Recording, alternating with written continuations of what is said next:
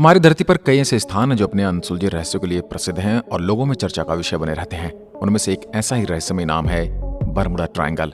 कई दशकों से बरमुडा ट्रायंगल का रहस्य अनसुलझा है और लोगों को अचंभित करता आ रहा है। आखिर क्या राज है समुद्र में फैले इस 5 लाख स्क्वायर किलोमीटर के टुकड़े का, और आखिर कोई भी जहाज चाहे वो पानी या हवा के जरिए बरमुडा ट्रायंगल को पार करने की कोशिश करता है, गायब क्यों हो जाता है? यह भी एक सत्य है कि बरमुडा ट्रायंगल पर गायब हुए किसी भी जहाज का आज तक कोई सुराग नहीं मिल पाया है। आइए आज के इस वीडियो में हम बरमुडा ट्रायंगल के रहस्यों के बारे में, वहां की अनसॉल्व्ड मिस्ट्री के बारे में और हाल ही में ऑस्ट्रेलियाई साइंटिस्ट कार्ल कुरजेलिनी द्वारा किए गए दावों के बारे में, जिसमें उन्होंने बरमुडा ट्रायंगल के अनसॉल्व्ड मिस्ट्री को सुलझाने का दावा किया है। अटलांटिक सागर में 5 लाख स्क्वायर किलोमीटर का एक हिस्सा बरमुडा ट्रायंगल कहलाता है। यह खतरनाक इलाका अटलांटिक सागर में है। ये फ्लोरिडा के मियामी, बरमुडा आइलैंड और प्योर्टो रिको के सैन जुआन के बीच में है। इन तीनों जगहों को सीधी लाइन से आपस में मिला दिया जाए तो एक ट्रायंगल बनता है।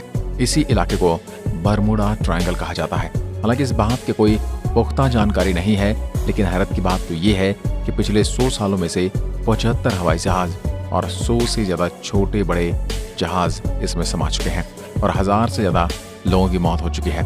यही कारण है कि एक मिस्ट्री, एक रहस्य बना हुआ है। इसे डेविल यानी राक्षस ट्रायंगल के नाम से जाना जाता है। बरमुडा ट्रायंगल के बारे में सबसे पहले सूचना देने वाले क्रिस्टोफर कोलंबस थे। कोलंबस ही वे पहले शख्स थे जिनका सामना बरमुडा ट्रायंगल से हुआ था। उन्होंने अपने लेखों में इस त्रिकोण में होने वाली गतिविधि का जिक्र करते हुए लिखा है कि जैसे वे बरमुडा त्रिकोण के पास पहुंचे, उनकी कंपास यानी दिशा बताने वाले यंत्र ने काम करना बंद कर दिया। इसके बाद क्रिस्टोफर कोलंबस को आसमान में एक रहस्यमय आग का गोला दिखाई दिया जो सीधे जाकर समुद्र में गिर गया। उन्होंने अपने लेखों के माध्यम से बताया था किस तरह की घटनाएं बरमुडा ट्रायंगल में होती हैं और यह एक रास्ता है जो एलियंस के बेस तक जाता है। अब एक ऑस्ट्रेलियाई साइंटिस्ट कार्ल कुरजेलिनी ने दावा किया कि उन्होंने बरमुडा ट्रायंगल के रहस्य को सुलझा लिया है। वैज्ञानिक का कहना है कि जिस सुपर नेचुरल पावर की बात बरमुडा ट्रायंगल को लेकर कही जाती है वो सच नहीं है।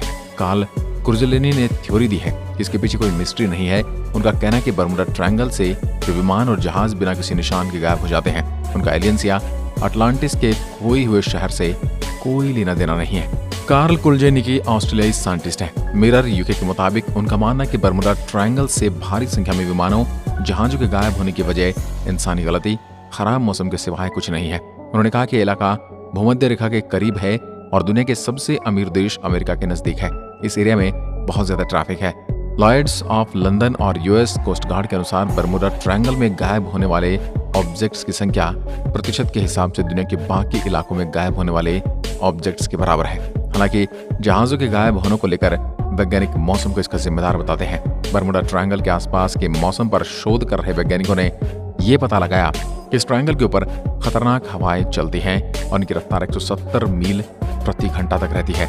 जब कोई जहाज इस हवा की चपेट में आता है तो अपना संतुलन खो बैठता है, जिसके कारण उनका एक्सीडेंट हो जाता है। सिडनी यूनिवर्सिटी के फेलो कुरजेलिनी का कहना है कि जिस फ्लाइट के गायब होने के बाद बरमुडा ट्रायंगल के बारे में अटकलें शुरू हुई, उसके गायब होने के बाद में कुछ सिंपल बातें हो सकती हैं। वह 5 अमेरिकी नौसैनी TBM एवेंजर टॉर्पीडो बॉम्बर्स की उड़ान थी। 5 दिसंबर 1945 को यह उड़ान फ्लोरिडा के पोर्ट लॉडरडेल से अटलांटिक के ऊपर 2 घंटे की ट्रेनिंग मिशन पर निकली थी। अपने बेस के साथ रेडियो कांटेक्ट गंवाने के बाद सभी 5 विमान गायब हो गए थे। उनका या उनके 14 क्रू मेंबर्स का कोई पता नहीं चला। इन विमानों की खोज के लिए एक और प्लेन को भेजा गया था, लेकिन वह भी वापस नहीं लौटा। बरमुडा ट्रायंगल को लेकर अटकलें तब और बढ़ गई जब साल 1964 में लेखक विंसेंट गद्दिस ने द डेडली बरमुडा ट्रायंगल नाम से एक लेख में अपनी थ्योरी बताई। हालांकि ऑस्ट्रेलियाई साइंटिस्ट कुरजेलिनी इसके अलग सोचते हैं। कुरजेलिनी इसके पीछे उन 15 मीटर लहरों की वजह बताते हैं जिनका असर बहुत ज्यादा होता है। कुरजेलिनी ने कहा कि उस उड़ान में सही मायने में अनुभवी पायलट सिर्फ लेफ्टिनेंट चार्ल्स टेलर थे। उनकी भूल की वजह से यह हादसा हो सकता है। रेडियो ट्रांसक्रिप्ट से ये पता चलता है कि पायलट को उसकी पोजीशन के बारे में पता नहीं था। साइंटिस्ट के अनुसार लेफ्टिनेंट टेलर ने सोचा था कि उनके कंपास में खराबी थी और वह फ्लोरिडा क्रीज के ऊपर थे, लेकिन ग्राउंड स्टाफ के विश्लेषण से पता चलता है कि बहामास में एक द्वीप के पास साउथ ईस्ट में थे। कुरजेलिनी ने कहा कि लेफ्टिनेंट टेलर ने अपने जूनियर पायलट की बात नहीं मानी और पूर्व की ओर फ्लाई करने पर जोर दिया। वह अनजाने में अटलांटिक में उस गहरे पानी के इलाके में गए जहां डूबे हुए विमान या दूसरे ऑब्जेक्ट को ढूंढना मुश्किल हो जाता है। हालांकि बर्मुडा ट्रायंगल पर कुछ और वैज्ञानिकों ने भी रिसर्च किया और उनका दावा कि बर्मुडा ट्रायंगल में बेहद भारी चीजों को अपनी ओर खींच लेने की ताकत बादलों के ऑक्सागोनल शेप की वजह से होती है।